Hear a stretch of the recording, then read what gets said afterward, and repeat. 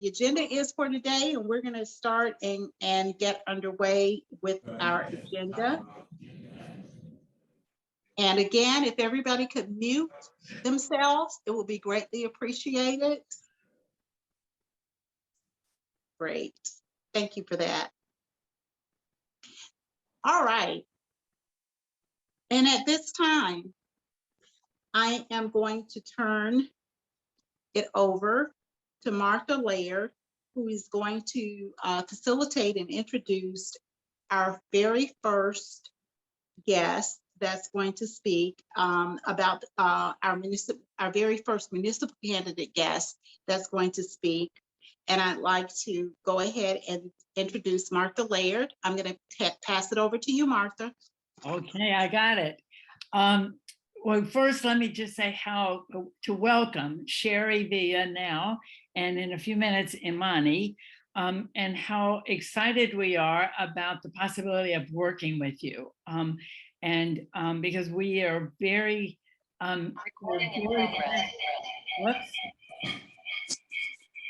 Let's see, we're very excited about the about y'all winning. So we want to help push that along a little bit. So as you can see here from the slide about Sherrie, she's running for the Lilburn City Council Post 4 in Gwinnett. And just to remind us that Gwinnett County 2 years ago was one of the counties that had several seats in it that we were trying to flip, particularly in the Georgia House and the Georgia Senate. So Gwinnett has been a key place for us strategically for a while. So getting back in there with Sherrie makes a lot of sense for us. So as you can see here, Sherrie is a Medicare enrollment officer. She's a licensed health insurance agent.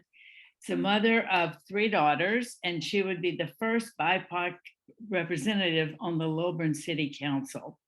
So those are some of her qualifications. And what we want to hear now from Sherrie is things like why you decided to run, what you hope to accomplish, what some of the issues are that you're most passionate about there in Lilburn. And we'll take 20 minutes for both your presentation, and then we'll be watching. If anyone has questions to ask Sherrie, put them in the chat, and then we'll get to them after Sherrie finishes talking. Okay, Sherrie, I think you're on. If you just unmute yourself, there we go. Yes. Thank you. I'm just going to pull up a PowerPoint that I created just to help us as a guide and a visual for you all to see some of the things that I'm going to talk about, obviously about myself, but also about why I'm running. Again, my name is Sherrie Villa, and I'm running for Lilburn City Council Post 4. Early elections start October 12th and end on October 29th. Election date is November 2nd. Feels like tomorrow. As you said, I am a mother. My husband and I, we have 2 daughters. You added a 3rd one on there, but no. Sorry. that 2 is enough. I have a 3-year-old and a 15-year-old. So that's more than enough at this point. And I've lived in the city of Lilburn for over 12 years now. I was actually born in Jacksonville, Florida. My family moved here when I was 4 years old. So I feel like I was born in Georgia. That's all that I know. But again, lived in the city of Lilburn for over 12 years. I've had the pleasure of obviously having a school-age child. So I've experienced a couple of different Lilburn schools, the community, our parks, our libraries, our different resources within the community. I have over 25 years in the workers' comp industry, and that includes both being a licensed adjuster as well as Medicare compliance. So for the past 10 years or so, I've been in the Medicare compliance industry specifically related to work comp. And also I am a licensed health insurance agent, and I've enrolled thousands of senior citizens into Medicare Advantage plans that they desperately need. Let's see. And I apologize, and I'll preface this, I should have when I first started. I'm so used to being on forums that only give me 3 minutes that I've gotten it down to speaking really fast. So I promise you it won't take me 20 minutes. I'm running for city council because I was just doing research, right? And just reading about the city of Lilburn. And then I happened to get a call one Sunday, probably at the best time that they could have called me. It was on a Sunday. I was in the bed, felt like I had loads of time, but that was an illusion. And I received a call to remind me that we had a local election and asked if I wanted to run for city council. And I thought to myself, well, and I asked, what are the requirements? And she said, live in the city of Lilburn. And I said, well, check. And I jumped headfirst into this race, not knowing much of anything about politics and a campaign. But what I do know is when I start something, I'm going to finish it and I'm going to win. I play to win, and that's in every aspect of my life. So what I didn't know was that in the 66 years that we've had a city council here in Lilburn, we never had an African-American or anyone of color on Lilburn City Council. And to be quite blunt, I see a lot of firsts in different social media groups, but having first in 2021 is almost embarrassing. At least it should be.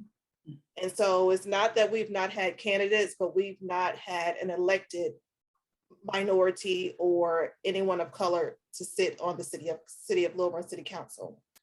We are one of the most diverse cities in Gwinnett County, believe it or not, in terms of languages. Just on my street alone, we have at least 7 different ethnicities and races, from Indian. My neighbors across the street are Indian. My neighbors to the right of me are from Mexico. To the left of me, we have Caucasian Americans. We have Asian. We have just about anything you can think of on our street. It's like a rainbow. So to be that diverse and to have never had someone of color on city council, it's a little bit of an embarrassment for me, but one that I'm willing to jump into and to change that. We've recently had Yoon, sorry, her last name escapes me. She was appointed to city council because there was no one running against her for post 1. So she was appointed to Lilburn City Council. And that is great. That's a step in the right direction.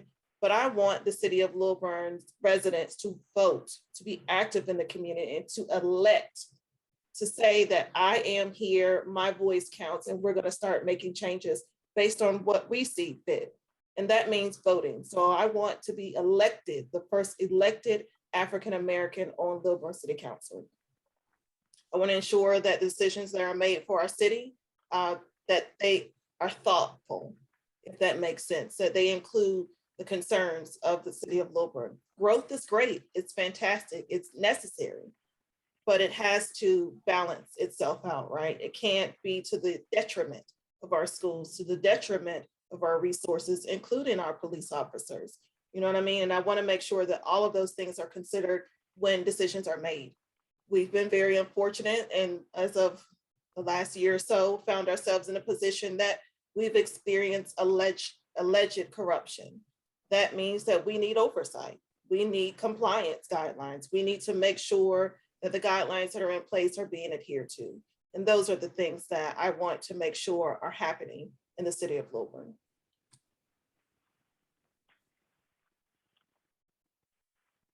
And I think everyone in this room has been a part of campaigns. And so you know that there's a lot that goes into this process. I had no clue. I think had I known, I might not have done it, but I'm here and I'm going to see it through. But I have a targeted goal of 100 homes. So that's canvassing and knocking on 1,000 doors. And it's not something that I can do alone. So we started canvassing last week. Dan Bollinger, he's actually running for post 3. And we've teamed up to help each other. And we went around and we started canvassing yesterday. And we're a little bit spread out in Lawrenceville. So the houses, the Democratic and those that we're targeting, they're not necessarily house after house after house. Dan is a runner. I am a sleeper. So that was my first time getting out and actually going, knocking on doors, door by door. So I was tired by the end of the day, but it's a good tired, right? You know that you're accomplishing goals, you're reaching people, and our residents were actually happy to see us. No one had come out in all these years to actually meet them let them know that we have an election. What are your concerns? And that, you know, really vital interaction had not occurred in the past. And I know that's because our votes have been taken for granted. And I know that's because we've not voted. So we as a community have to take responsibility for not voting, but our city needs to take responsibility for not educating our residents and, you know, advertising, so to speak, our elections. They're almost a little hush hush. And that makes me uncomfortable as well. But donations are always welcome and needed, but bodies more than anything are what I need for my campaign, including phone banking, canvassing, postcarding, which you guys have been instrumental in getting me started and helping me on that. So thank you for all the support that you've already given me. I look forward to working with you on my campaign and others in the future. And then I'll show you if you'd like to write it down, this is my phone number, my email address, and my website. Sherrie Villa for Lilburn@gmail.com is the email. My website is, be sure to, if you don't use www, at least Sherrie Villa for Lilburn.com.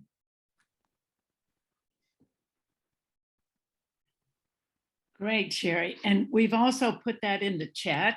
So while we look for questions and answers, Q&As, to start the Q&A session, those of you who we want to urge people to go to her website, Sherrie's website, and donate some money. And if you want to donate some of your time, put your name in the chat with Sherrie by it. And then if you know what you want to do, you could put that too, but don't have to decide that now necessarily. So let's see, Mary Lou, if maybe you could go back on gallery so we could, or Sherrie, if you could unstop sharing your screen. Yep. We could see people. Great. I didn't see any questions yet in the chat, but if you have one, either raise your electronic hand would be the best way, or raise your human hand and we'll ask some questions. Okay, Lou. Sherrie, very good summary, and thank you for coming out and participating. Would you give us a little description? What are the demographics that you're working with in your district in Lilburn? The mix of ethnicity, the political mix. What do you have to contend with, and where do you see where you need to apply the most pressure points or care? We are actually, the city of Lilburn is technically a Democratic city, but we have historically low turnouts for municipal races. I think that's something that I've heard echoed throughout different forums that I've been in. So, and I'm sorry, off the top of my head, I forget the number of registered voters, but last year's or the last election for city council, there were a total of 436 votes. Mm-hmm. So that's probably, I believe it was 5% of the total registered voters. And so obviously that's who I'm targeting, those individuals that normally vote during, national elections and are currently registered to vote. I started this campaign in September, late August. So trying to register new voters was just not feasible. So my targeted audience are currently registered voters that participate in national elections, but not local elections, getting those individuals out to vote. Obviously, those that normally vote in our local elections, but those that don't normally vote but are registered. In terms of ethnicity, that's a good question. I admittedly have tunnel vision, so I just see a great mix of people and races. But again, we are technically a Democratic county or city rather. I see two other questions in the chat that I can answer as well. There are here. Can you see those? I can. Good. You can maybe combine Pam's and Aquaria's about the issues that voters want you to focus on and the ones you're passionate about. I've heard since the beginning, one of the things that I did when I decided to run, I was already a member of different social media groups, on Facebook. We have Lilburn's Moms, Lilburn Life, and I post a question: what would you like to see improve or change in the city of Lilburn? And the same things were echoed over and over again. We have, just like every other city, we have a downtown city of Lilburn on our main street, and we only have one restaurant, and our parks have been upgraded. It's one of the things I love about the city of Lilburn. By the way, I love the city of Lilburn, but our parks are awesome. And I have a 3-year-old, so that's, you know, really important to me. But echoing over again that we want over and over again that they want choices. We want more than just one restaurant in our downtown Main Street area, that we want different options in terms of coffee shops and restaurants and different activities that you can walk around to in the downtown city of Lilburn, as well as building new construction. So as I said, I understand that new construction and growth is necessary. It's, you know, it's a necessary evil, but concerns about the increase of traffic and the impact that it has on our schools. And while as a city council member, you're not, how things affect the schools, you're not in control of, but you kind of are, right?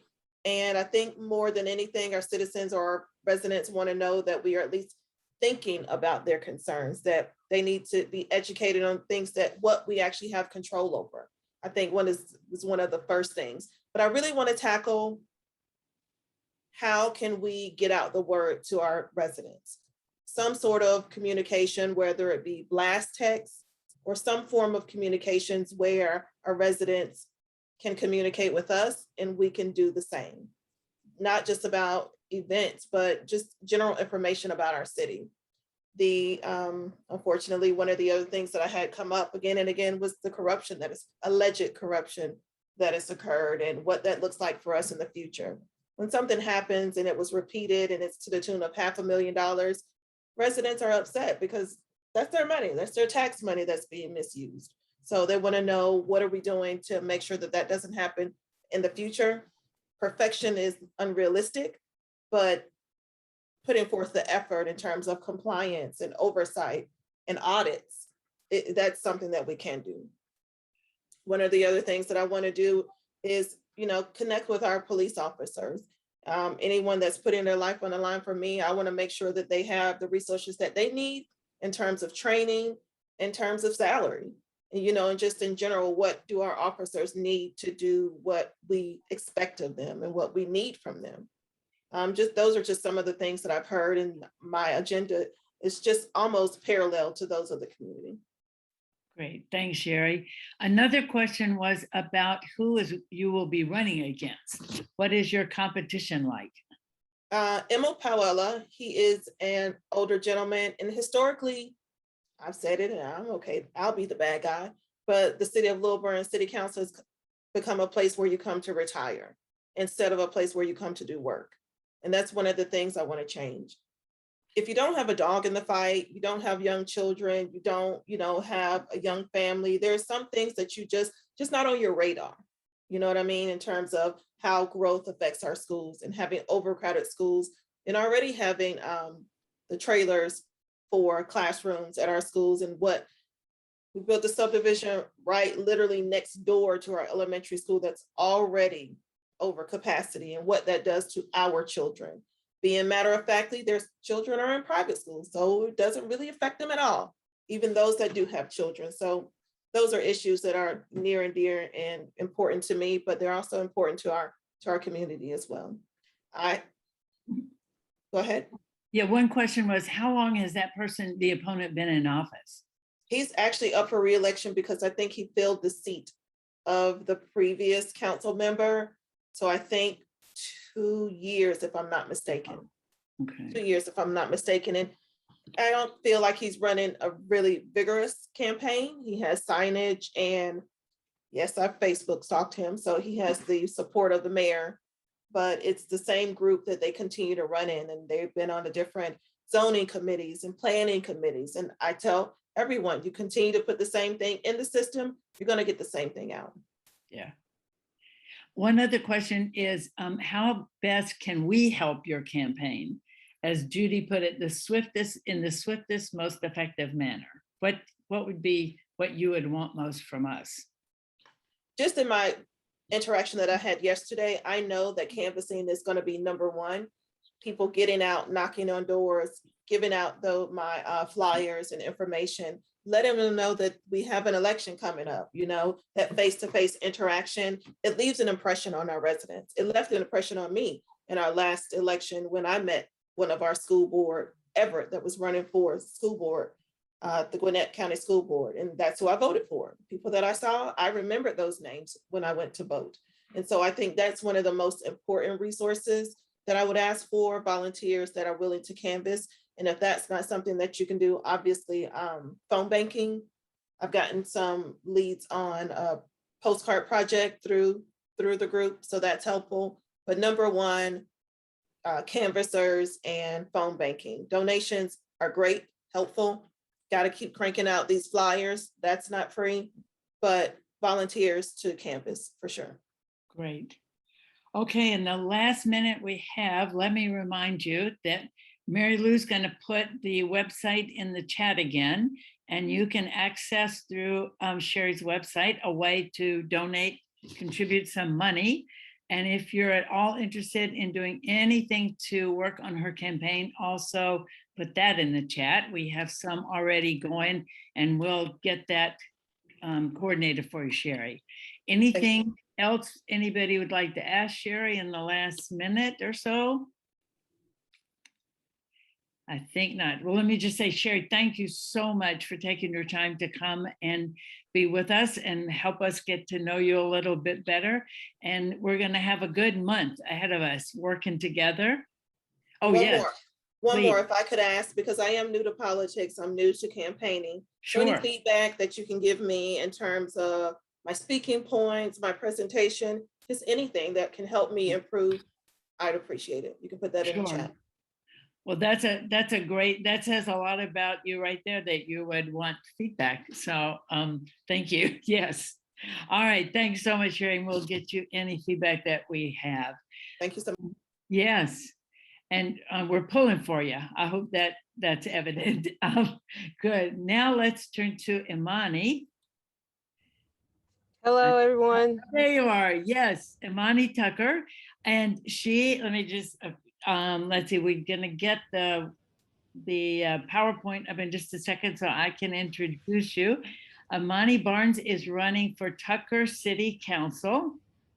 And just as a reminder, Tucker is actually in DeKalb County, and a lot of it, at least. And this group that you see in front of you over the last year spent a lot of time working with DeKalb Dems with both the presidential and the Senate race. So DeKalb County is near and dear to our hearts, as well as Gwinnett was. And here's a little bit about Imani in the PowerPoint. Imani is an Emory research scientist and is a PhD candidate in public health. So public health, I would assume, is one of the issues that's near and dear to your heart. We'll find out more. And she also started a business, small business called I Can Become Anything. And as I read on your website, the purpose of this business is to inspire and develop young people. So that in itself says something about your interests. And this, you started this before you had your 1-year-old son, I think, because it's a little older than your son, isn't it? Yep, he's actually about to be 11, but I have one 10-year-old son that'll be 11 soon. And he was the So one, that- gotcha. Yep. That was, all right. And here as well, when we're going to think positive, when you're elected, you would be the first BIPOC, Right. first openly LGBTQ on the Tucker City Council. And we want to help make that happen. So what we'll do now is take about 20 minutes for you to give us some of your thoughts on why you decided to run, what you're most passionate about, and the issues that you want to address in Tucker. And then we'll have a Q&A as part of that 20 minutes. So I'm going to turn it over. Yes, ma'am. Thank you. Yes. thank you everyone for joining us. Good luck, Sherrie. It sounds like we are running same race. I am also new to campaigning. This is my first campaign. This is my first time running for public office. It is a bit much, and as Sherrie said, if I would have known the totality of it, I might have questioned my reason, my fight for this. But I do not regret running for council. I am Imani Barnes. I am a mother. I am a research scientist. I am LGBTQ family, and I want to be the representative for Tucker's diversity. Tucker, a little bit of facts, is 37% Black, about 43 or 48% white, and the rest are minorities. And that means it's about 50% minority in Tucker that has no representation on the city council. So Tucker's whole city council is composed of white individuals, but now it's time for representation of the growth and diversity of Tucker. And so I yearn to be that. I did do a PowerPoint, a brief PowerPoint.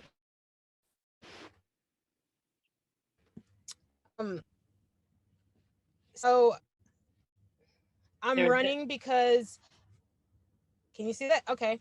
Yes. So I have my degree in biology and chemistry. I have my bachelor's in biology and chemistry. I have my math in public health, and I am a PhD candidate for public health. I'm almost done with my doctorate in public health. I'll be done in November. I yearn to bring my evidence-based science and my education with science to Tucker City Council, and so we can address issues differently. So I yearn to address issues with public health frameworks that will allow us to use evidence-based solutions to some of our issues in Tucker. And so as I've already said, I yearn to be a representative for all of that for Tucker. Throughout my career as a scientist, I've worked with some renowned researchers. I've learned how to strategically pick through issues. I've learned how to read through deep, long protocols, which will be for policy, representative of our policy on Tucker. I yearn to bring that to the city council and bring issues to the table that we can address with this background. Some of the issues that I want to stand for in Tucker are inclusion. So bringing more culturally diverse businesses and restaurants to the main street of Tucker, which is the heart of Tucker. So how do we bring more diverse businesses to Tucker, multicultural businesses to Tucker? I also want to work on the non-discrimination ordinance that we have not passed in Tucker. It has passed in Doraville, Chamblee, all the surrounding cities. It's a ordinance that will protect against discrimination, hate, labor discrimination, sexual identity discrimination. It has not even been taken to a working session in the current council. And there are many citizens in Tucker that yearn to have this even talked about with the council. And so I plan to work hard to get that to at least a working session on the city council, and I plan to work hard to get that passed in Tucker.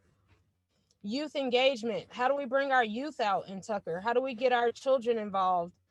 We have Tucker High School. We have a lot of schools, prominent high schools in Tucker and schools that have kids that are involved in politics. Little do we know.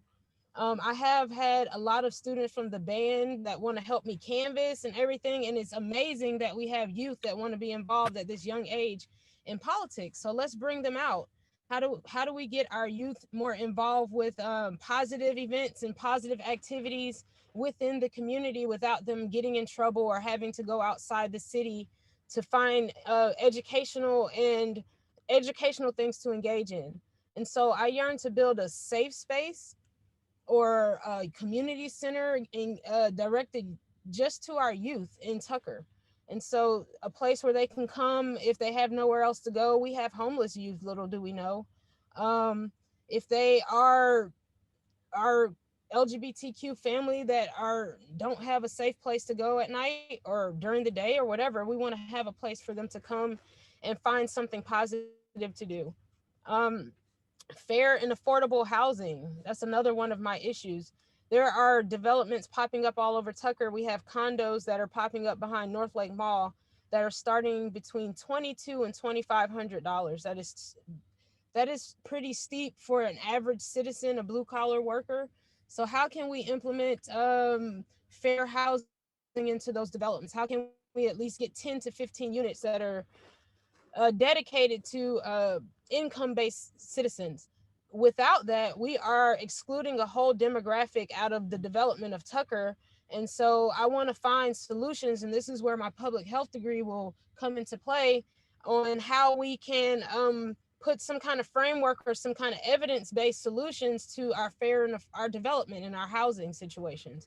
So how can we go to other similar cities and see how they implemented fair and affordable housing in their new development? So that's how I would apply my degrees to that. The help I could use right now is text and phone banking. I have my voters list. I have my apps. I have my vote builder apps. It'll be easy for me to just send list over for phone and text banking. I have not started that yet. I am trying to do meet and greets from now until November. As Sherrie said, October 12th starts early voting and November 2nd is the day. So it's nonstop from here.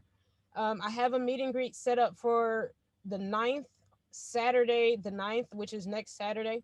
I'm catering to our youth in Tucker. I was trying to bring our youth out because I want to hear their issues, and parents. I'm a parent, so I want to hear parents' issues just for this meet and greet. Anyone can come, but I'm having advertised for this week, phone and text banking for this, and I need some ideas for other meet and greets. I also need help getting businesses in my district involved. I have some yard signs in pretty high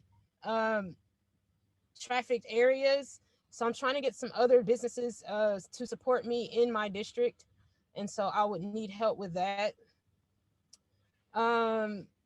These are the ads that I'm putting out for volunteers. They're working pretty well. I have a lot of people that are ready to pound the pavement. So we're starting this weekend coming up. And so I'm not asking for that right now, but I don't have too many people for text and phone banking, which is easy and something you can do from home. My website is joinarmswithbarnes.com. My social media is all Join Arms with Barnes. So Facebook is at Join Arms with Barnes. And here's my ActBlue link for donations. I'm very blessed with donations, and I'm looking for volunteers to help me spread the word. And so I'll accept all donations, are very appreciative, but to get the word out there and get my name out there, as Sherrie said, we have to call in voters. Okay, I'm done sharing my screen. Okay, sorry, I'm done with that. Okay, so I was just saying I have to get the voters out. So not many people are voting in this municipal election, and it's a matter of getting the voters out. And that's where I'm at. Thank you guys for listening. Oh, I'll great. take any questions or anything else you want me to address. Great. Let me, Sherrie, I'm sorry, not Imani. If they go to that joinarmswithbarnes.com, is there a way to donate on that? Yes, you can donate at the bottom, and there's a pop-up that comes up as soon as you go to the website. Right. I'm gonna put the website in the we have it in the chat. Okay, cool, great. Yes, we got it in the chat. So as we there's one question we'll come back to, but please put your questions in the chat, and while we're answering them, go and donate on that website, because that's one key thing that we know she needs. And then put your name in the The chat with what you might want to do or that you just want to volunteer will be fine. So let me go back and say there's one question about the units that you mentioned behind North Lake. And was the Yeah, the units 2,200 behind North Lake are those rental? new develop. Oh, okay. The units behind North Lake, I don't know exactly what they're called, but they're in the process of being built. They're probably partially built. They're starting off at $2,200 for rent and going up to $2,800, I believe. They're just new condos that are being built, and it's pretty much excluding a specific demographic. I have been at Emory University for 14 years. I have a pretty I have a pretty good income, but I could not afford to go live in a $2,200 condo and still have a comfortable living. And Yeah. so that's my part in introducing fair and affordable housing, or even impact fees against the developers. So fees that we can charge developers to give money back to the community, to the city. So that's about the North Lake. Someone was asking about postcarding. I don't have any postcarding. I'm going for about 1,000 to 1,200 votes. I have not done postcarding because my donations really start coming in. And I feel like at this time it's kind of too late. So I'm pounding the pavement. We're doing lit drops, and I want to start with the phone and texting. Gotcha. And then could you Imani, tell us- Lou Bose here. I didn't get a chance to type it in, but how are you doing? We've been communicating by text. Have you had any discussions with Robin Biro about policies and so forth? I know you were recommended to me by his campaign manager, Bridgman. Have you had some discussions in the same sync, so to speak? Well, we talk every day. Matter of fact, we're planning on pairing up for a meet and greet as well. We support some of the same issues and policies, Lou. As far as the NDO, we both are adamant about getting that passed within the first 100 days in office. We're adamant about the fair and affordable housing. I do talk to him about policy. So Do you we're have on the that same other page with that. orange pepper? Here it is. Just for, Yeah. if the other folks don't know, Biro is the Democratic candidate who's running against the Frank Ullman, who's been is the incumbent Republican mayor. Right. There was a question, Imani, in the chat about if you could talk a little bit more about your competitors, or maybe that was it, and a typical turnout there for this election, what that might be like. If there is such a thing. It's a municipal election. We're trying to get the strong Dems, the strong voters out, but we have to aim at the ones that are leaning Dems. I'm running against Kara Schroeder. I'm in District 2, and we've been going head to head in debates. So I feel like I have a chance. I'm always speaking positive, always just staying prayed up about my success in the race. But I am running against a white candidate. I am running to be the first Black. I am running, it's a hard race. And so I'm aiming to get my Black and brown voters out, but that is seeming pretty hard. And so any voter right now is my my goal. Gotcha. Are there other questions for Sherrie? If you have one, just raise your hand. For Imani. For Imani, I'm sorry. Oh, I'm sorry. I beg your pardon, Imani. Goodness gracious. Have you ever It's had all the good. disconnect between your head and your brain and your mouth? Gosh. Right. I'm sorry. For Imani, questions for Imani.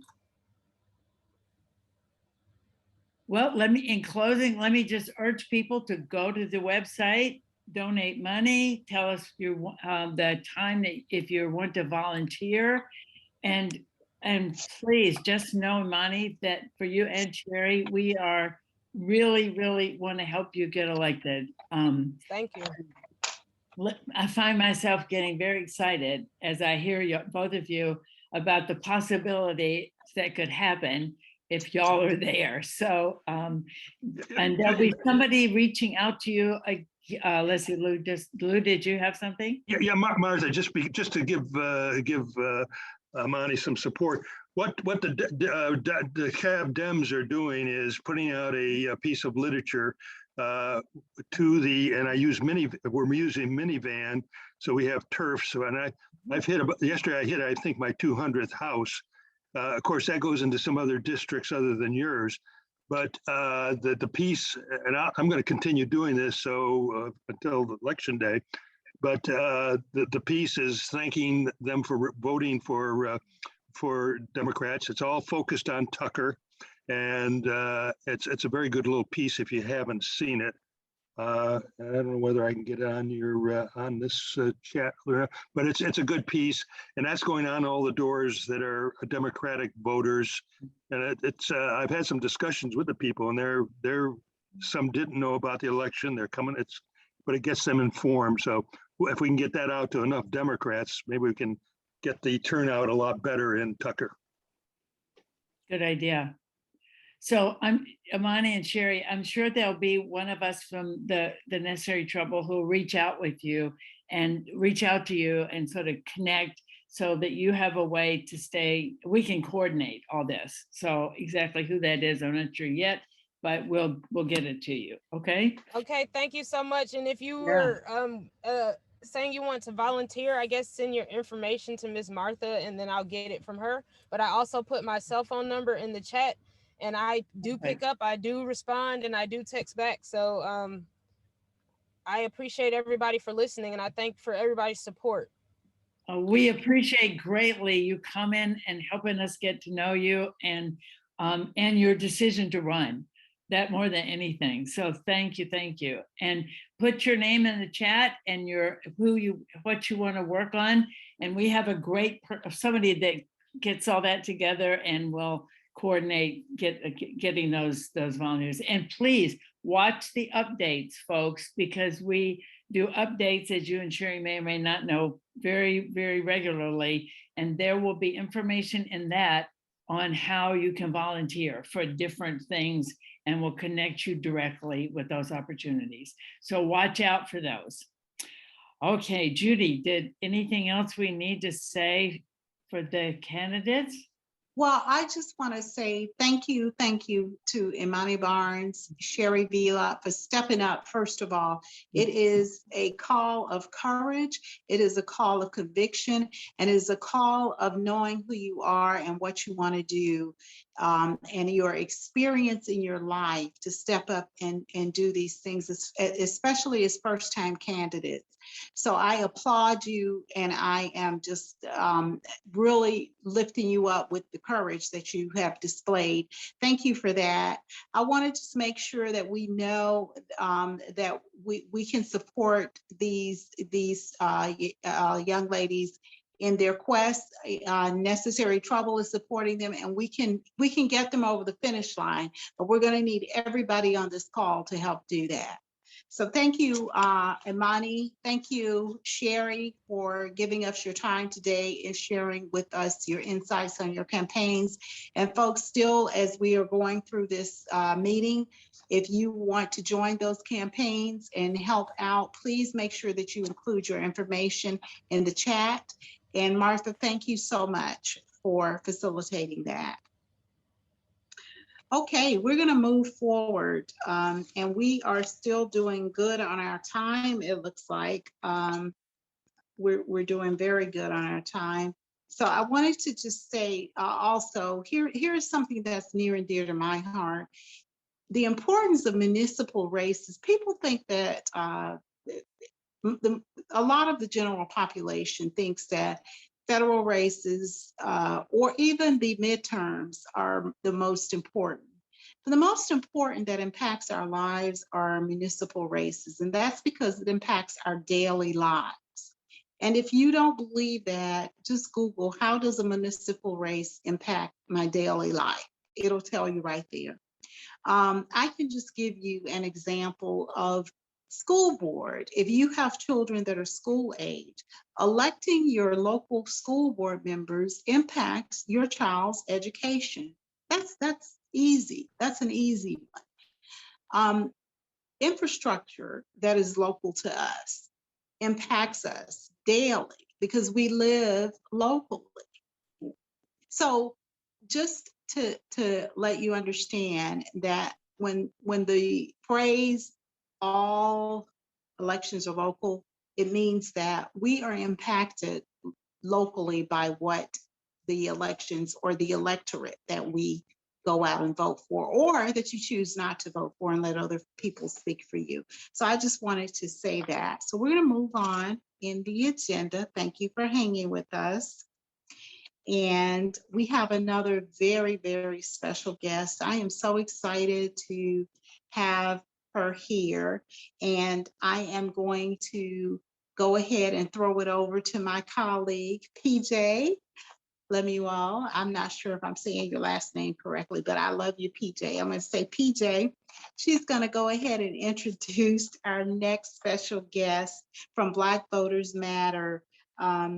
And just to let you know, we're going to be asking you to go ahead and donate not only to our two candidates, Imani Barnes, that we had, Imani Barnes there, and Sherrie Villa, but also our Black Voters Matters is going to need some donations also.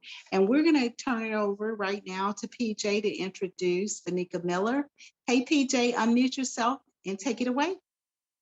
Okay, can you hear me? Yes. Okay, great. You did a great job, Judy, in pronouncing my name. You're correct, okay? That was good. Good afternoon, Necessary Trouble.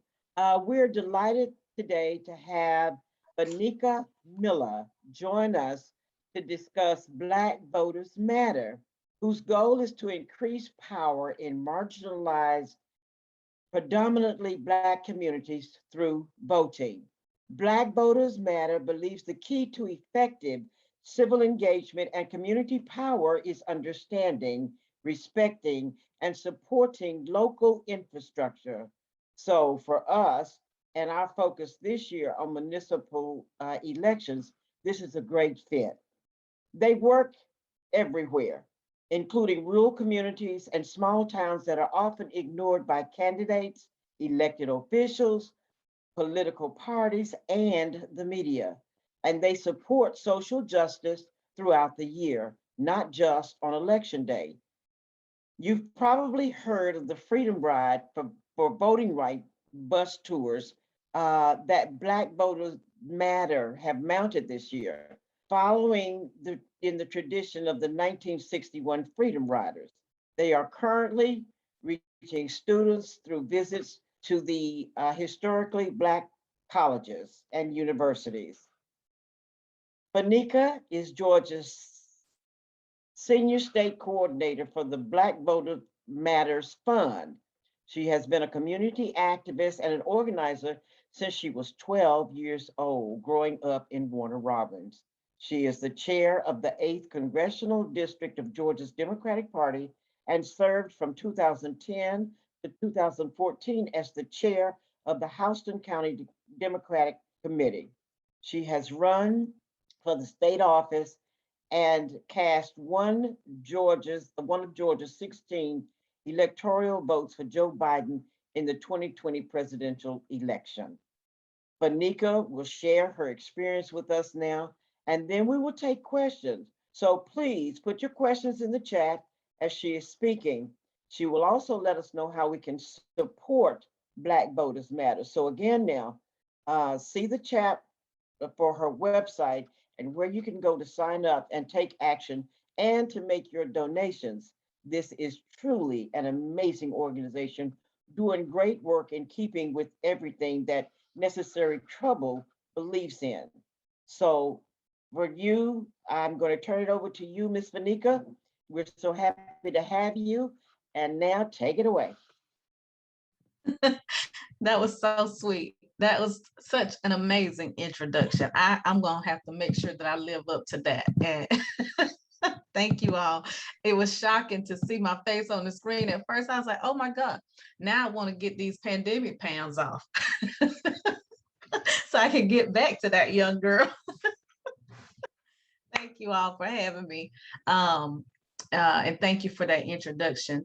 It was a perfect segue from the young ladies who are running for office in Tucker and in Lilburn, because municipal elections, again, if we really care about criminal justice reform and police accountability and environmental issues, if we really care about, you know, the education of our children and making sure that history is taught to our children accurately, then we have to lean into and engage in those municipal elections.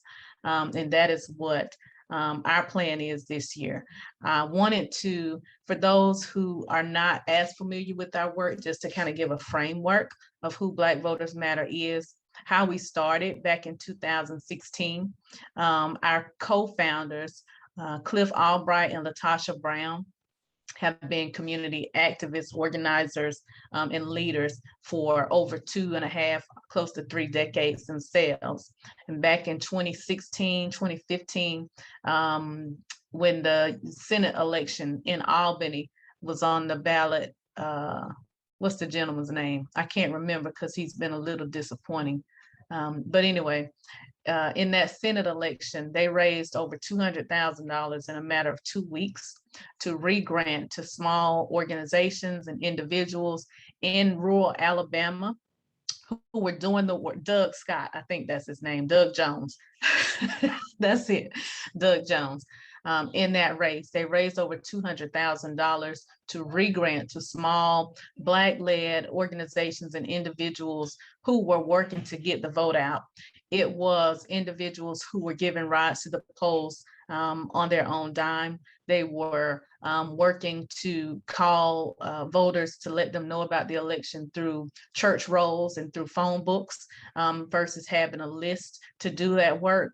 And so Cliff and Latasha raised that money, they re-granted, catalyzed and amplified the work that was being done on the ground, and they were able to win that election. That was the jump off to Black Voters Matter. Cliff and Latasha began traveling throughout rural Alabama and rural Georgia, finding folks who have been engaged in social justice work and sometimes political work, and just having small meetings and talking to folks all across the state. And that is how Black Voters Matter was founded, talking about the issues that affect Black communities and particularly Black rural communities across the South. We are now in 10 states. We just onboarded Texas earlier this year. So we have 10 state coordinators, a whole swath of organizers. If you're familiar with Wanda Mosley, who is my predecessor, she is now our national field director, and we are whipping all of the BVM states into shape so that we can see similar actions, lay infrastructure, in like we did last year in 2020 and 2021. So that is the background. And I like to tell people that we are the work. We have 130 partners across the state in 75 counties. That is the footprint that we have now in Georgia. 75 to 85% of our work is done in rural Georgia. In 2021, during the Senate runoff, was the first time that we did organizing work in the metro area. We do not do work in Fulton, in the city of Atlanta. Y'all have there's a lot of activity in Atlanta. And sometimes, you know, it can be a little bit messy. So most of our concentration is South Metro, Henry, Rockdale, Newton, Clayton counties, those counties that are outside of the metro area, and just a little bit of in South Fulton, primarily in Union City, in that area. So that is our footprint. That is who we are. I want to talk a little bit. I don't want to talk too fast since y'all are good on time, but I also won't keep you long on a Sunday afternoon. So we are the work. This is just a quick recap and look ahead for our 2021 goals and objectives that we set. Of course, it's our ongoing electoral work, but we do work 365 days a year because the issues that are affecting Black voters don't stop on Election Day. We're an organization that is committed to our people and not just elections. We all know 2020 was the year of the triple trifecta, the pandemic, the second Great Depression, racial tumult, where, you know, activists, organizers, and young people took to the streets en masse to rail against the murders of Breonna Taylor, Ahmaud Arbery, George Floyd, and also Julian Lewis. We can't, you know, forget about him down in Sylvester, Sylvania, Georgia. All of those things occurring on top of a presidential election cycle. And 2021 has been just as busy, just as busy, where we thought we would get a little bit of a breather, that we would coast into municipal elections and we could you know, still do some work around COVID, but we are here at this very moment because of civic engagement, because we out-organize, because we strategize on how to get our people to the polls. We've had to dig in and do even more work in 2021. We had historic wins. We were very, you know, not able to really celebrate those historic wins because we ran smack dab into an insurrection the very next day. So a great reckoning is what I like to call it, right? Of where we are still and yet how far we have to go. We ramped up our efforts to protect and preserve democracy. The corporate accountability campaign that many people are familiar with was launched on a Georgia partner call. Our partners were furious about the attacks on voting rights. They wanted to immediately boycott. They wanted to immediately take to the streets. And if you've ever been on the call, you all have a pretty big, a lot of participants here. And so about that same number of Georgia partners were on that call strategizing, where we wanted to, or we thought that they would be tired and exhausted and ready to take a break from the presidential and the Senate race. They were ready to dig their heels in and fight. So that corporate accountability campaign launched on March 1st.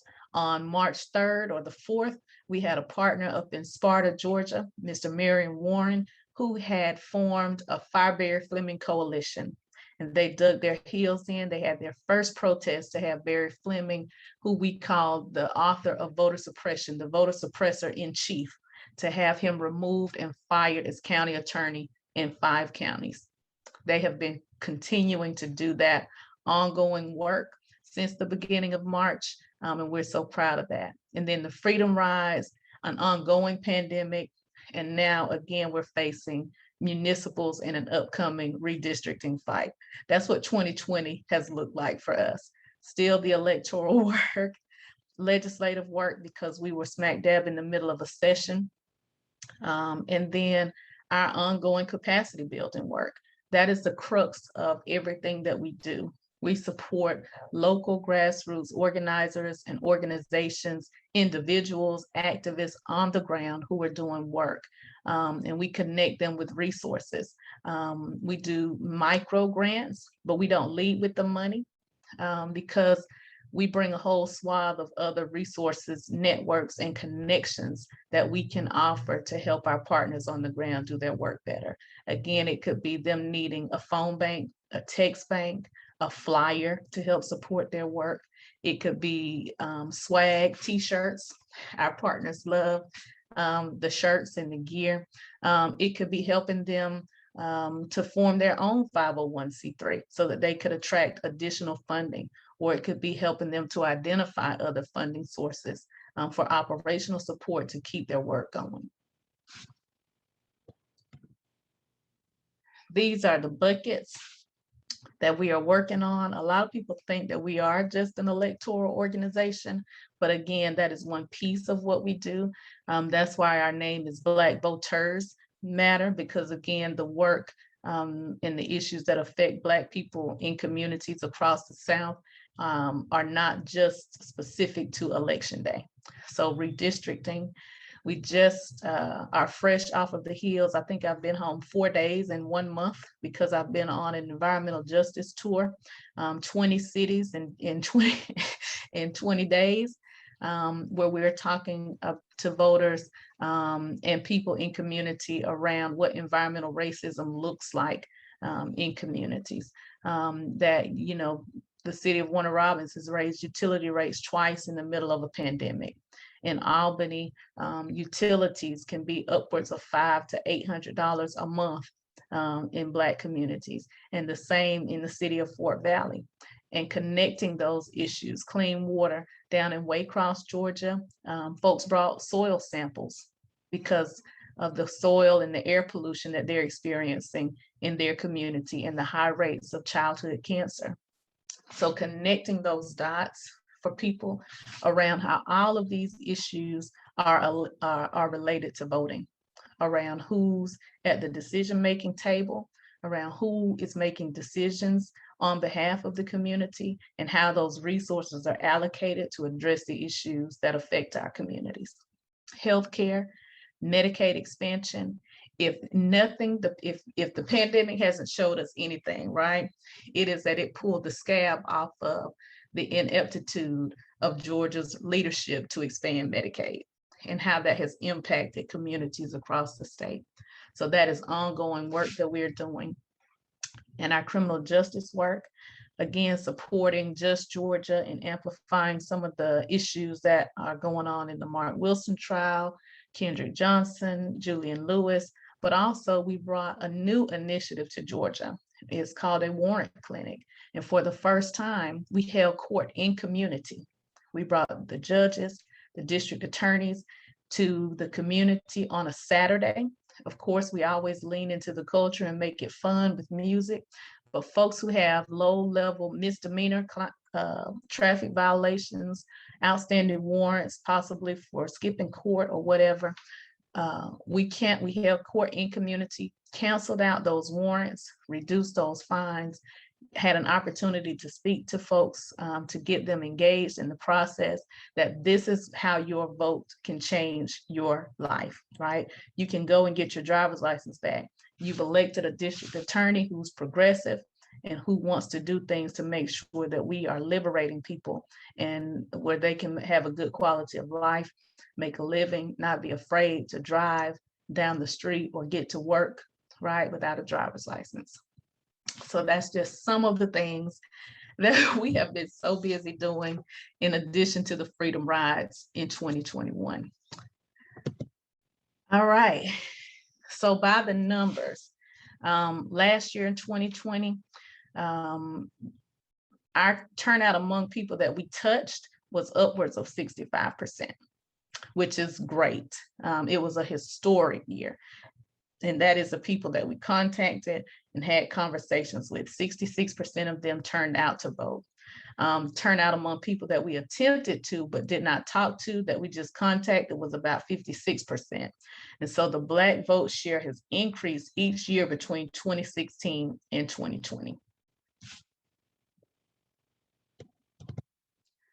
These are some of our counties, and I realize that this is not a really good slide. It's just, it's a little fuzzy, but these are all the counties that we have a footprint in. We may not have partners in all of them. And it just shows a comparison between 2016, 2018, and 2020 turnout among Black voters. This year, we've started our 7-week plan around municipals, and that is all things voting. In April, we really haven't stopped working, if I'm fully honest, because again, legislative session in April. In March, the corporate accountability campaign, and then in April, we put boots on the ground, educating folks around the changes in SB 202. June was the Freedom Rides. Although we took some time off in July, we came right back into some direct actions across the state. And our partners were still making phone calls. So direct voter contact, over 104,000 calls, over 128,000 text opt-ins, with millions of texts sent just to educate people around voting rights, but also our COVID outreach. We also held our partner convening, which was the first time that we've had a full partner convening at BVM this year, where we had over 75 partners on a phone, on a Zoom call, a virtual Zoom over 3 days at the beginning of September, where they were trained on redistricting, on voting rights changes, just on, all the resources that we have available for them, what municipal elections are going to look like. And that has launched us into municipals. Some places like Warner Robins, we've already started hitting doors, but mostly everybody else in the 11 target cities that we have, which are our priority cities, we put boots on the ground, started last week, and phone banks are open. So we have a 7-week plan to reach municipal voters across the state. I pulled the numbers as I was listening to the candidates speaking, and in 2019, only 124,313 Black voters participated in municipal elections across the state. We know that we are a little over 30% of the population, so that is a small drop in the bucket of Black voters who participated. Now, we don't look at wins in the same way that other people do, right? If we increase voter turnout by 5%, that's a win for us, even if we don't pick up a seat, because we talk to more people and more people believe in the process enough to engage. So that's how we measure it. We don't necessarily measure wins in numbers. We want to win, but we don't measure it in the same way. But what we did on our partner convening is we trained all of our partners on the new SB 202 rules, on vote by mail rules, and we created field plans for every partner who wanted one, who had an election in their community, where we drilled down on the high Black precincts in each one of those cities. And we compared how many active and registered voters that there are who turned out in 2020. And then the partners decided if they wanted to increase 10% or 15%. And we put that, every partner who wanted one of those received one. So we've helped them to create a strategy to reach the voters in their community now. We've also purchased mobile printers and hotspots, and they're handheld printers, so that as our voters, as our partners and their volunteers go to doors, they have a door hanger with the QR code on it. It also informs people of the new changes to vote by mail, but they can scan that QR code on the door for the voter and print it out, as well as make a copy of their photo ID on the door and give it to those voters who want to vote by mail. So those are 3 things that we have done ahead of municipal elections this year. And hopefully through the education, the equipping, we will be able to mobilize more Black voters, particularly in our 11 target cities. In Greensboro, which is a part of that Barry Fleming coalition, there are 5 seats that our partners want to pick up. In Fort Valley, which is one of the only, it may be the only city that has a utility commission race on the ballot. And again, Fort Valley and Albany are communities that are experiencing extreme environmental racism through utility injustice. In Albany, the city of Warner Robins with the mayoral and 3 council races, Cordele has an opportunity to elect a progressive city commissioner. In the city of Cuthbert, Dawson, Shellman, Brunswick, where Ahmaud Arbery was murdered, Valdosta, there are 3 city school board seats on the ballot. Valdosta has lost several teachers to COVID, and they are also very resistant to a mask mandate in those schools. So, that is a local race, school boards that we can't forget. Garden City, Port Wentworth, Union City, but also now the special election in HD 165 down in Chatham County. as well. And again, last year, the municipal races, only 124,000, a little over Black voters participated in municipals across the state. So we have our work cut out for us. But again, the more people that we talk to, we believe that we can engage them. We don't shame our voters, but we do connect the dots between how local policies, local elections directly affect your quality of life. That's our story, and we're sticking to it.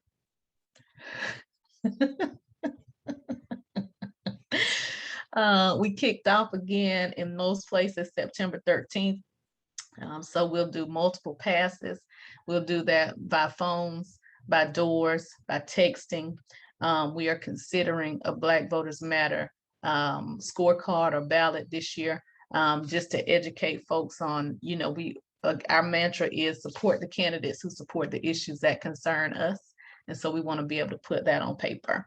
So we'll have pledge cards, phone banks, texting, and all of those things into these priority cities and in communities across the state that have municipals on the ballot.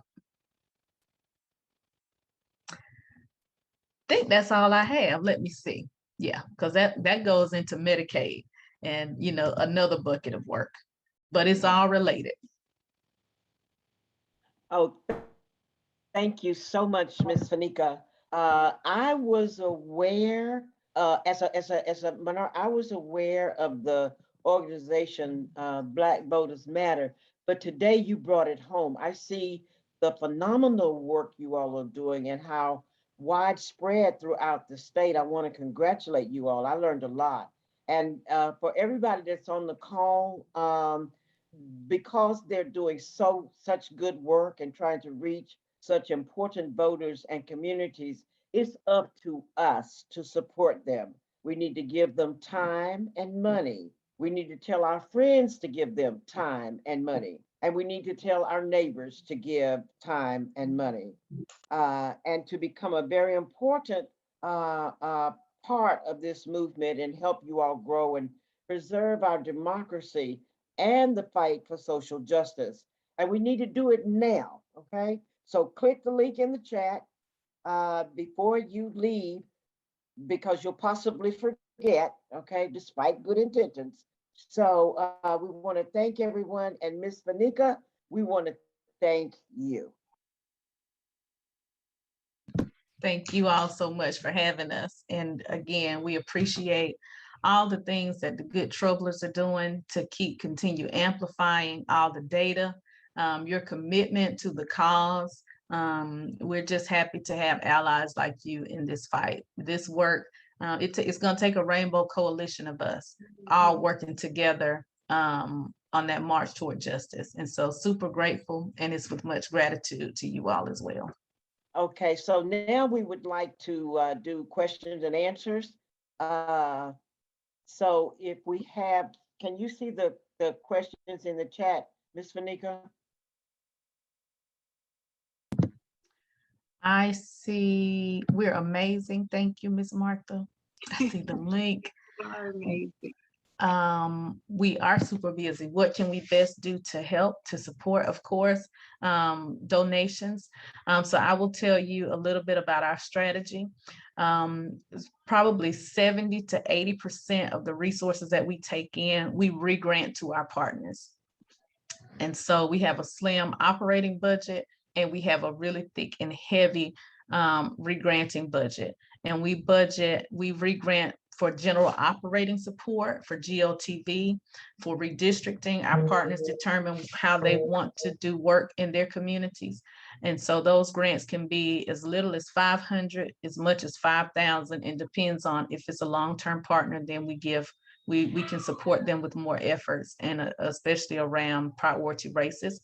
So funding also helps. We've been talking to funders, particularly the ones who we engaged with in 2020, that if we really want to see the gains that we picked up in Georgia sustained, then we need the same level of investment, because we need to be able to support folks on the ground to build their capacity to continue to do that work and build infrastructure that supports that work. So we're not hustling from election to election, but we can help them to build each quarter and each month the Army and the infrastructure that they need. So in 2022, we're not trying to find, you know, where we need to go. We've already identified those places.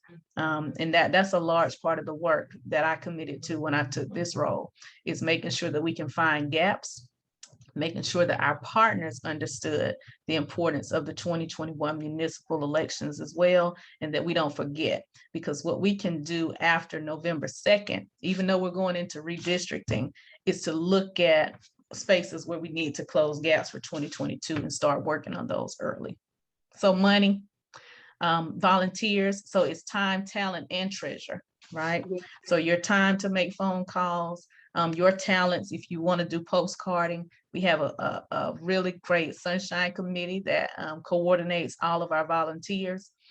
So any support that you all can offer, we're happy to receive. Let's see. I have one that came up. It wasn't for me, but I did catch it in the chat. And thank you, Fenika. Just wonderful information. But it said, does BVM have civic engagement, outreach to adults, educating voters about how government works and why their vote matters? So we have just started a series of the educational component. And we started that last week, or it might have been the week before that, and that's on a national level. So we just did a training for folks on civil unrest, right? Because folks may have to go to jail if we have to continue this voting rights fight. We did a training on, I think it was redistricting, and we did another overview on youth engagement, because we are actively trying to engage HBCU and youth voters across the state. I think the next one will be faith, the faith community. So yes, if you kind of keep an eye on the website, you'll see those opportunities. Again, we're here because of the civic engagement work. Yeah. Thank you. Thank you. Let me see if there's anything else in the chat. Oh, yeah. Okay. Anything else? Let's see. I think that was it. Anything else you saw on there, PJ? No, that was it. Okay. That was it, Miss Judy. Okay, thank you. Well, thank you so much, Fenika, and thank you, PJ, for facilitating this. Fenika, the information that you've given us has absolutely been extraordinary, and it's information that we will take to heed, but also the fact of the work that you're doing is just incredible, and that we all are, we need to be engaged, as you said, with our time, talents, and treasures. And all of us can give at least one of those things, you know. And so think about it. If you can't, you can do time, you can do your talent, and your talent is those skill sets that you have been blessed with that you can lend, as we've done here in Necessary Trouble. So thank you for that, Fenika Miller. And I would urge all of our troublers on this meeting call to make sure that you put your email address information if you want to be a part of this organization in terms of volunteering and helping to expand the reach out, and we will make sure that we get you in touch with the volunteer that fits you best. So thank you, Fenika Miller. We appreciate your time, your treasure, and your talent, and we look forward to continuing our partnership with Black Voters Matter. Okay, thank you, PJ, as well, again. So we're going to move on and down the agenda. And It looks like the next thing that we have coming up on the agenda, we're really doing good on time, by the way. It's right at 5:28 p.m. So we're doing really well on our agenda. Thank you all for keeping up with that and staying on course. We want to move on to the next thing and talk about E-SPLOST. And this is near and dear to my heart because the reason it's near and dear to my heart is one of the issues that I found on the ballot in my county that I hadn't reached, one of the very few issues I hadn't researched. And I'm a stickler about researching issues. But E-SPLOST was on my ballot and I wasn't quite prepared for it. So it's really important because it's an issue that can come up on any county's ballot as long as you have a school board or schooling going on, education going on in your county, which is most all, if not all of our counties here in Georgia. So want to just tell you a little bit. We thought it was so important because it's coming up more and more. It stands for an educational special, actually, I don't know what the acronym stands for. I'm going to stop trying to ad lib that because I'm not sure what it stands for, but I do know that for E is for educational, but it is a sales tax. It's a 1% sales tax. But because it's expanding throughout counties in Georgia, it's important that we know what the intricacies are and what it is that we're voting on. I will honestly tell you, the very first time I saw E-SPLOST on my Gwinnett County ballot, I ignored it. I left it blank because I hadn't done any research on it. I didn't know what it meant. So we're here to quell that because E-SPLOST is an issue that's on the ballot, and in DeKalb County this year, it's on the ballot in unincorporated DeKalb, where residents do not have municipal candidates that are yet on the ballot. It is also on Forsyth County's ballot here in Georgia. Not sure if they're unincorporated or what, but you as the voting public, all of us, as I just explained to you, that I left it blank because I didn't understand what it meant, and I'm not going to vote for something I don't know what it means. We're here to educate you on that. So with that said, our very own Mary Lou McCloskey is going to share and give us information regarding what E-SPLOST is, why it is important, and why you need to know about it. And it doesn't matter that it's the only issue right now on the DeKalb ballot, but it could be an issue no matter what county you live in this state. So I'm going to turn this over to Mary Lou McCloskey to talk to us more about E-SPLOST. Mary Lou? Thank you. Thank you. Can you see my slides just fine? Yes. Okay, good. What is E-SPLOST? Wow. It's educational special purpose local option sales tax. And this is something that comes up every, Pat,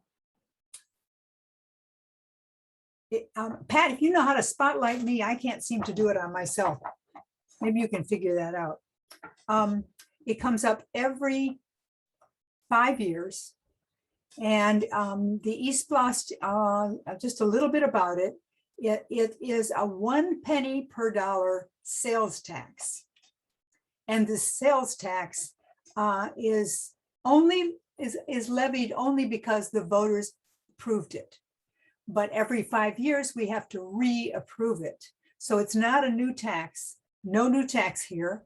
It's going to be a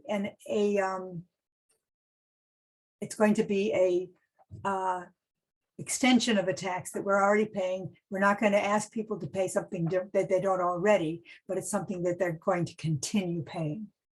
This particular kind of tax, sales tax, can only be used for capital improvements or long-term debt reduction from previous bonds. So it's not, it doesn't pay for school personnel, it doesn't pay for day-to-day things. It pays to build new schools, improve new schools, renovate new schools, take care of things that are needed in the schools.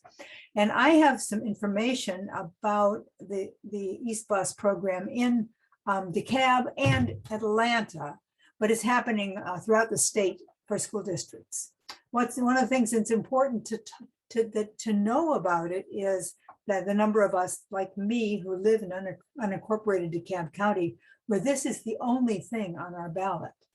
And we want to make sure that we are doing our part to make sure our schools and our students have what they need in their schools. And so we want to support this, and we want to make sure people know about it, because lots of people, including us, don't know that this is something that's on the ballot. And this is a reason that even though we don't have a mayor or city council to vote for, we need to go vote too. And we need to inform the people that are going to vote for these other offices to go to the end of the ballot and make sure they vote for E-SPLOST. So here's what DeKalb wants to do with their funds this year. DeKalb wants to replace old buildings, roofing, heating, ventilation, air conditioning, electrical, plumbing, kitchen, really important stuff that are big expenditures that aren't accessible without that. And I live in DeKalb, and I know that lots of schools really need these things. They're going to improve the condition of facilities, restrooms, building code requirements, athletic fields, play spaces, parking lots, paved surfaces. Some of the stuff isn't very sexy, but it's really necessary to have a school run, that you have a parking lot that's safe for people to be in. In Atlanta, same sort of thing, state-of-the-art learning facilities. You can also use this for your technology infrastructure. Make sure your schools have the capacity that they need. We have to shuffle schools around and stress some schools over others, depending on how population changes in a district, and this helps the districts be able to do that. So they're going to invest in the security and the transportation in Atlanta public schools. And in all the other states are going to do these things as well. So why should we bother supporting this E-SPLOST? Because we want to provide the best possible schools for our community's children. And I'm not saying our own children, because some of us, our children are grown up, but we're still part of the community, and those children are still such an important part of our community that we want to see growing up. So we want to use this SPLOST will also, of course, strengthen our schools. And that strengthens the appeal of our community. It strengthens the value of our homes and the interest in business and investing in our areas. All these are really, really important in DeKalb County schools and in Atlanta City schools, and wherever any of your schools happen to be. They're really important. So how can we support E-SPLOST? We have to spread the word, because people don't know about this. So you can vote. This is the only item on the unincorporated DeKalb or Atlanta ballots, but it's on the other ballots as well. Tell your friends and neighbors about it and tell them to vote. And you might even go ahead and make your own yard sign. I've provided a little example for you here. There's lots more information that I will put in the chat right now, if I can find it. If you want to find more out about what's happening in your county, if you want to know more about the history of SPLOST and very detailed plans for what your counties plan to do with the funds, that's available to you. Other than that, are there any questions? Was anybody surprised?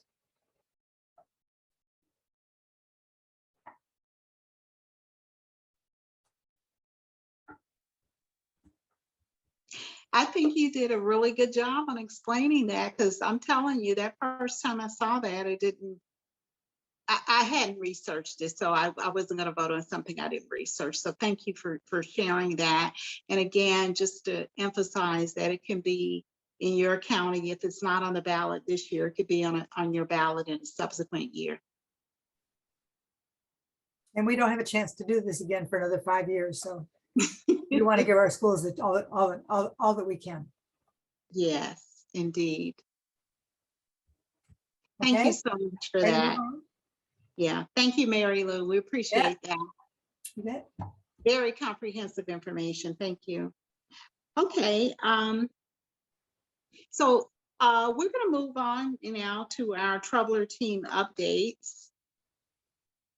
And we are actually on schedule, right? Wow. I was concerned about that, if we we're going to be able to stick to schedule, and we are. So we are actually on schedule. So we're going to move on to the Troubler team updates. And just to give you some insight on that, we're going to talk about redistricting, which we have our wonderful Mary Lou again. She's going to give us some insight on that in terms of the updates. Pam Woodley, who's been doing the heavy lifting on our Georgia candidate directory, she's going to give us an update on where that stands. Robin Shahar with criminal justice reform, the work group there, she's going to give us an update on that. We've been waiting for that for a few weeks to hear an update. And then Martha Reese with the Latinx voter registration, we'll hear from her as well. So I'm going to toss it over again back to you, Mary Lou, with redistricting. Go ahead and give us your update. Thank you. Thank you. So what's happening with redistricting?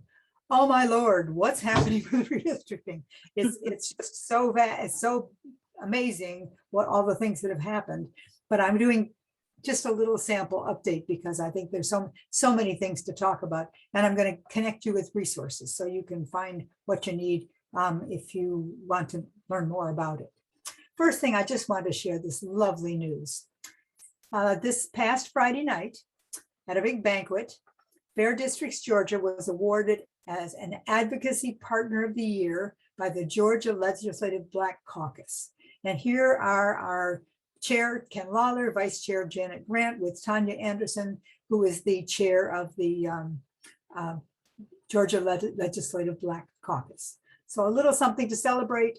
Well, we don't know all the things that we're going to accomplish with our organization this year, but this is something really great. And I don't know how many of you know the history of Fair Districts Georgia, but Fair Districts Georgia is an offshoot of Necessary Trouble. So everybody pat yourself on the back because we did this, okay? We did this.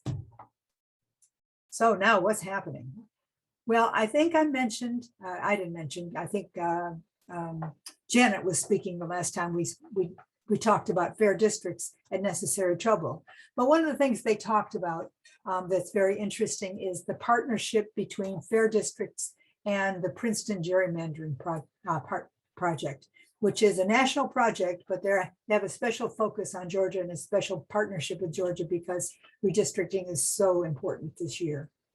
The Princeton Gerrymandering Project, they know how to use how to use math, and they know how to use reasoning and logic, and they are using everything that they can know and understand to apply to provide benchmarks that we can use to make to create fair districts.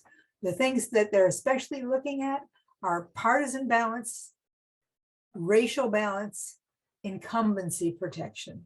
These are things that are looking at when we draw our congressional districts, our House districts, our Senate districts. They're actually, we have found a way to provide some independent benchmarks that happened. They came out even before the maps were drawn. And these are ways that you can draw maps and know that you have partisan balance, racial balance, and the right degree of incumbency protection. So the maps are drawn by the legislature and then can be drawn against the benchmarks. And we sent them the benchmarks, said, here's how to do it. Here's how you can have fair maps. Here's how you can measure what they're going to look like. The process is just amazing because the Princeton Gerrymandering Project actually uses technology to draw 1 million possible districts maps. And this 1 million maps all meet the requirements for partisan balance, racial balance, incumbency protection, trying to keep districts compact, and all of the elements that we're trying to use to provide for fair districts are applied. And then they have a range that look where a fair district falls within this range. So that's how they've done it. They've also have a tool for defining communities of interest, which are something that the redistricting committees are supposed to be paying attention to as they draw districts. So all that, just as a little teeny bit of background, let's look at what has happened. We have one map that's been drawn so far just for the US congressional districts.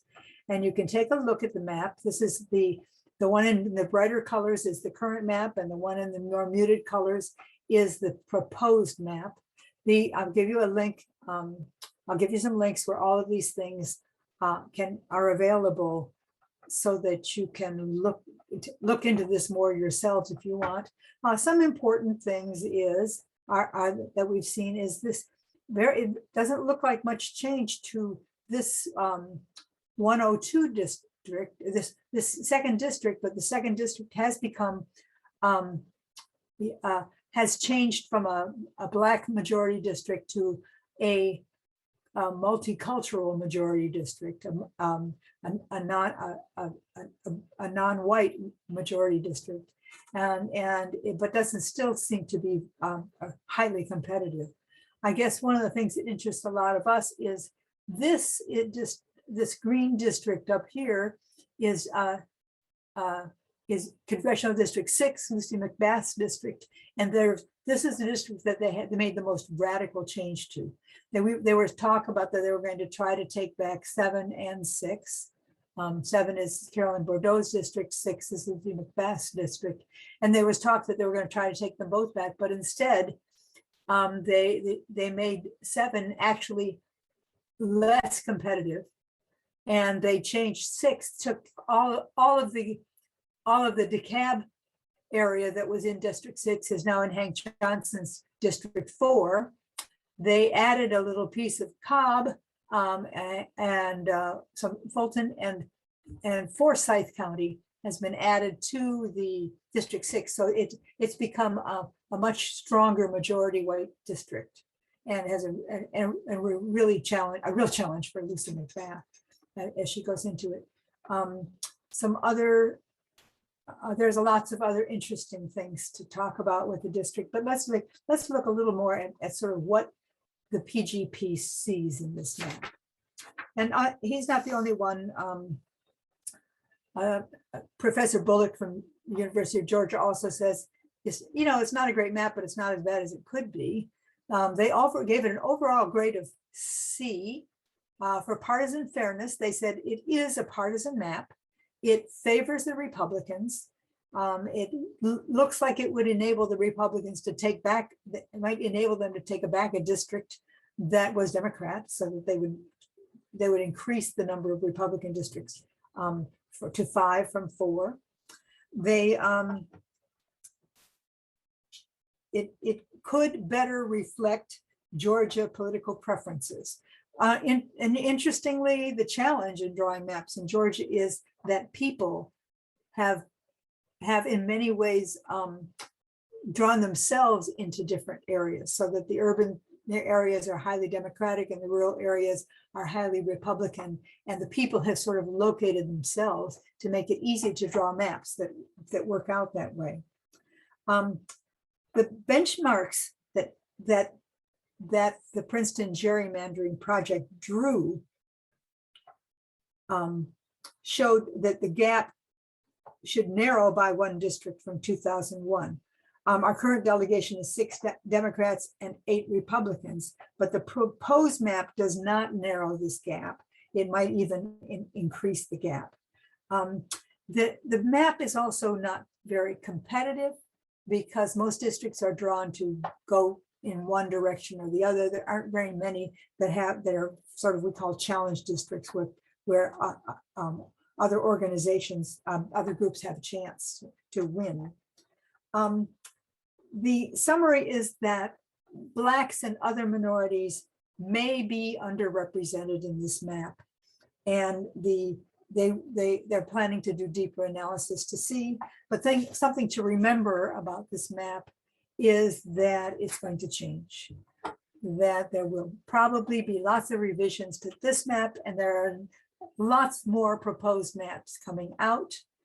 The special session starting November, oh, I can fix that.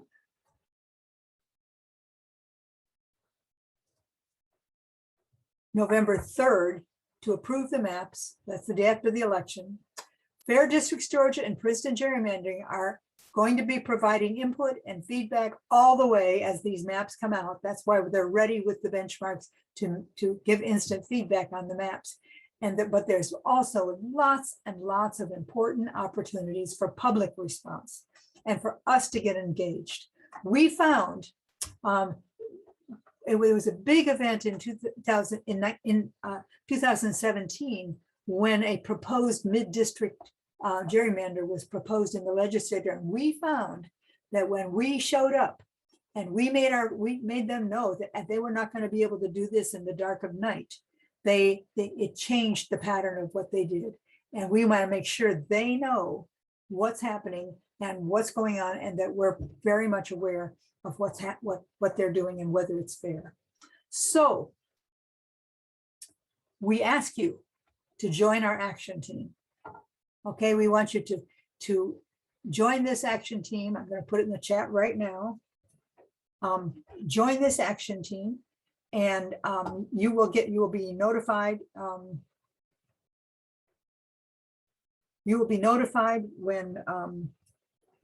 whenever there's something big to respond to. You'll find out more about that. And then I want you to also have this link, because this is our Fair Districts Georgia. If you don't understand anything that I said today, and I'm sure I wasn't clear enough, we have on the website lots and lots of information for you. We have contact information for all the people on the redistricting committees. We have videos of the town meetings we've been holding every month this year that they can teach you all about gerrymandering, how it's progressed and what's happening. And lots of chances to, if you want to understand this topic and help us out, we really need the help. This is very time sensitive.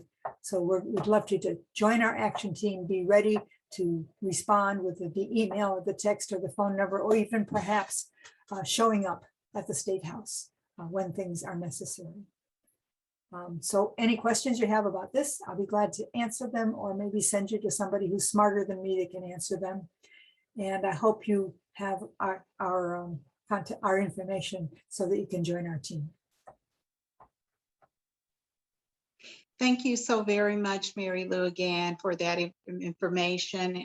It's so comprehensive, and you are doing the heavy lifting, and we always thank you for that, for the work you're doing.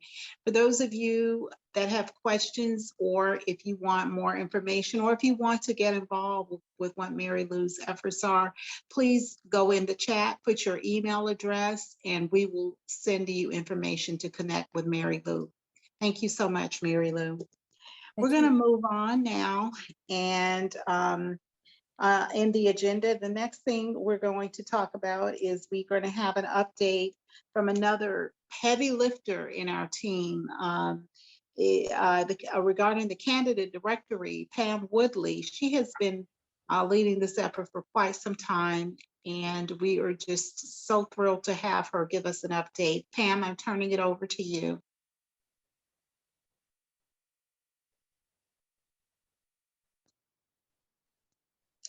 Pam Woodley. Yes, hi. Yes, well, I know you all have heard a lot about the candidate directory, so I won't go into too much, but just like Fair Districts was an outgrowth of necessary trouble, so was the candidate directory. This was a necessary trouble project that has since, really taken on a life of its own. The Democratic Party of Georgia uses this a lot, along with some other groups that are helping to, build our progressive bench strength all through the state by focusing on on elected positions all throughout Georgia. And right now we are focusing on the municipals. We're trying to make sure we have all the candidates in there for all 530 cities in Georgia. And we're we're planning for after the elections where we'll have to get back in touch with the cities to find out who won these elections. So we will have a good slate of incumbents going forward. So that is what we are working on right now.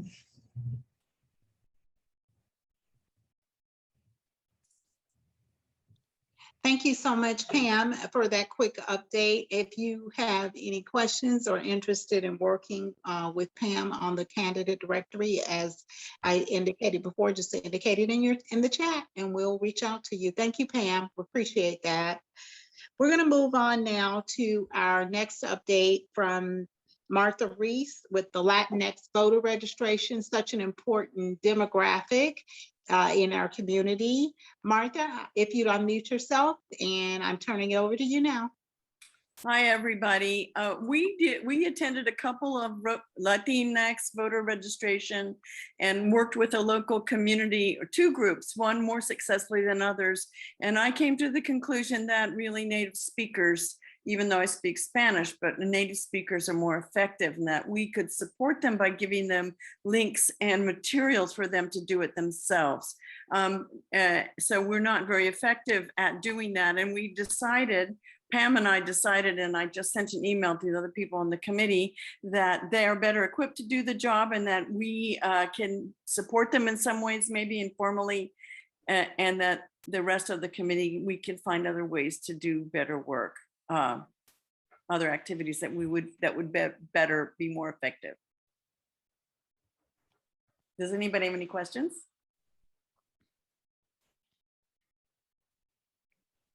Well, thank you so much, Martha. And if you do have any questions, I have go a ahead. question. Go ahead. Yeah, Laura. Yeah, Martha, what kind of help do you need? Well, you know, GLAD is doing a very effective campaign. And there are a couple of other organizations that are doing campaigns that we went with, but they weren't really reaching the population. GLAD is very effective because they're native speakers and they can go to people's houses and stand outside the carniceria and all that other stuff. And they're very effective. And I just don't think that that a bunch of gringos is you know, the distrust and all that. So GLAD is doing quite a nice thing. So if you have time to do it, you might call them, or I can connect you with Kimberly, who is their person over there. Okay, that would be nice. Okay, you te lo mando. Okay. Gracias. Beso. Okay, so we have a way to connect for you too? Yeah, yeah. Okay. We're good. Okay, thank you. Good deal. Anyone else before we move on?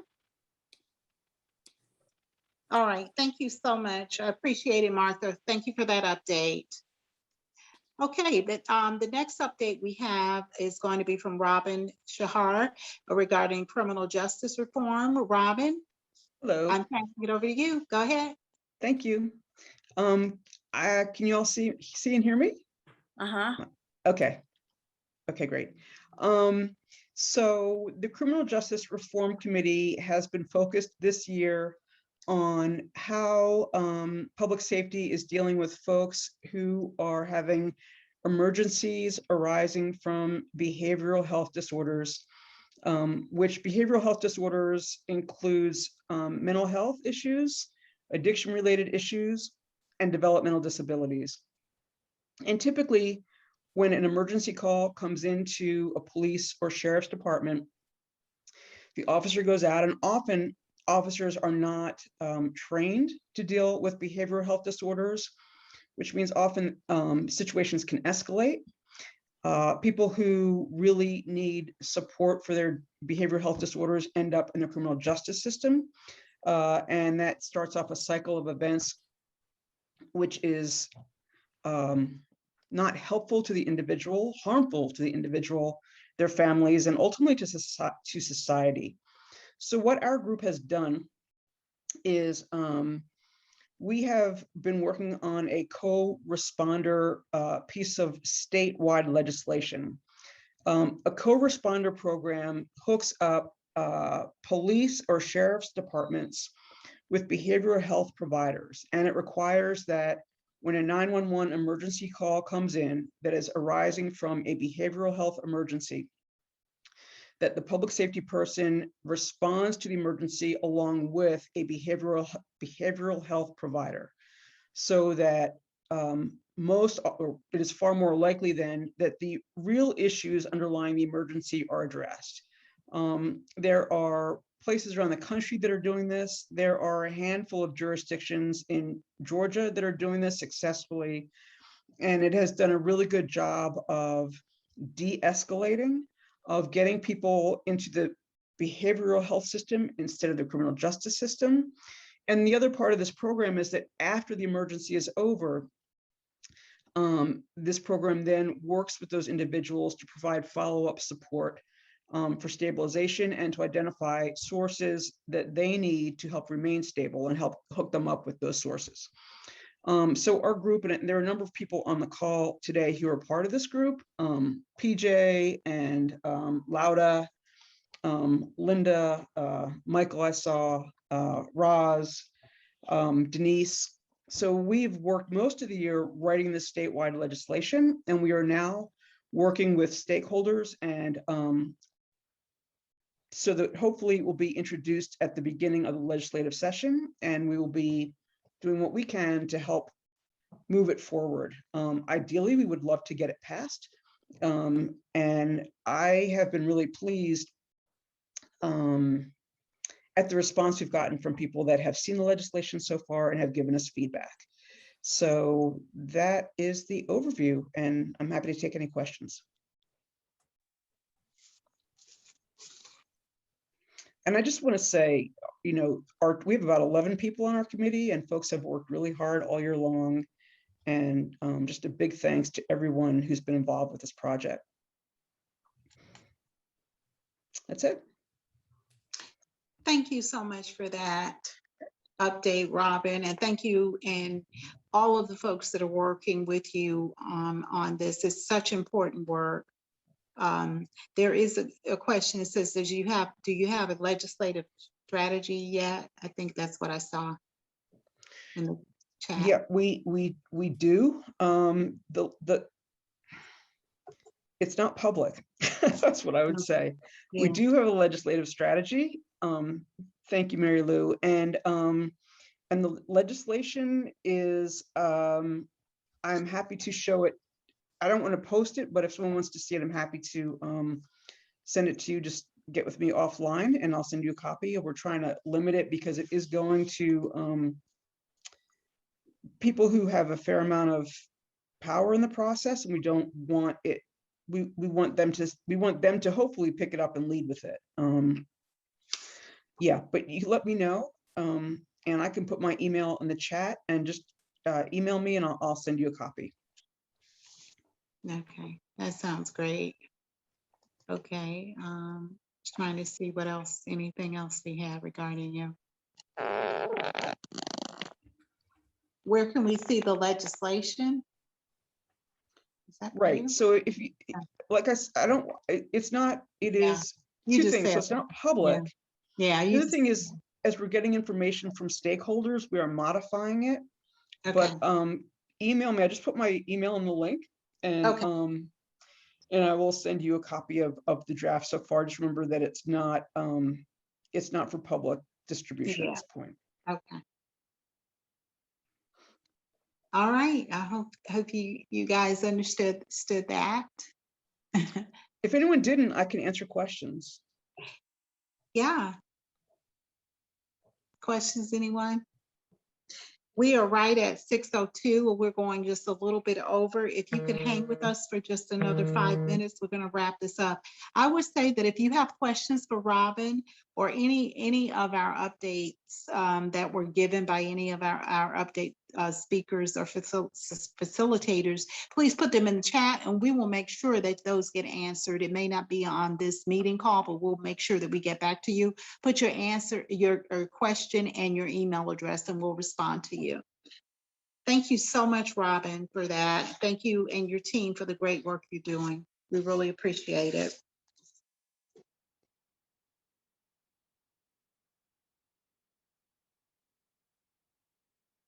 Okay. Robin, thank you. So we're going to move on. And right now, I just want to say that, as I said, we're at 6:02, so we're gonna move on to wrap this up. And thank you all, first of all, for being here. But we want to go ahead and I just want to make sure that you all embodied and took notes for the candidates that we are supporting: Imani Barnes, Sherrie Villa. Please, if you can help out on those campaigns, at whatever capacity, we need your assistance. They need your assistance. So if you haven't already done so, please send your email address and state, I want to work on this candidate's campaign. This is my email address, and we will definitely get in contact with you. Time, treasures, and talents. We need that. We have to have that, as Fenika indicated. We need your time, your treasures, your talents. So if your time is, of course, your volunteerism. Your treasures is finances. No campaign, no organization can run and stay afloat without financial input. So we need that from you. And then when it comes to your talents, we're talking about your skills. Please give us those. And we all have skills that we can donate if we can't do the other two. So please indicate your email address or a way we can contact you and who you would like to work for. And we'll be more than happy to put you in contact with those folks and get you to work. And we need you for this. All right. So with that said, we're going to turn this over now to one of the best parts of the program that we have every month. And that is our resident person who bring us the songs that uplift us. So I'm going to turn this over now to Michelle Trujillo to give us an uplifting song that we can close this wonderful evening out with. And thank you all for being here. But Michelle, I know you got something good for us, so I'm turning it over to you. I do. Thank you. It's going to be short and sweet. Okay. But when I thought about singing tonight, this song captured how I've been feeling about everything that's been going on in our world, and I hope it speaks to you all too. It's an oldie but goodie. We are a gentle, angry people, and we are singing for our life. We are gentle, angry people, and we are singing for our lives. We are a land of many colors, and we are singing for our lives. We are a land of many colors, and we are singing for our lives. We are a justice-seeking people, and we are singing for our lives. We are a justice-seeking people, and we are singing for our lives. We are a gentle, loving people, and we are singing for our lives. We are a gentle, loving people, and we are singing for our lives. Thank you so much for that, Michelle. Oh, you always know how to touch us with an uplifting song, speaking the words that we need. Thank you so much for that. Thank you. Yes. Thank you. I want to say with that, let's continue to lift up Becky Butler while she is away. Our fearless leader. She's led this coalition of us, and I am just missing her presence here, but knowing that she has left us, knowing that she has groomed us, that we can carry on, and that we're going to continue to lift her up in her time of need, and letting her know and feel our great vibrations of love and light that we're sending to her. So thank you, Michelle, for that song again. I want to close out and just say that tomorrow, October 4th, is a reminder as the last date of voter registration for the November 2nd election that's coming up. So please, please spread that around to everyone. It's the last day to register to vote for the November 2nd, if you want to vote in November 2nd election. Also, for all of the guests, the special guests that spoke, the Imani Barnes, Sherrie Villa, Fenika Miller, the facilitators from the Trouble, the leading our think tank team, all of the leadership, we thank you so much for standing in the gap.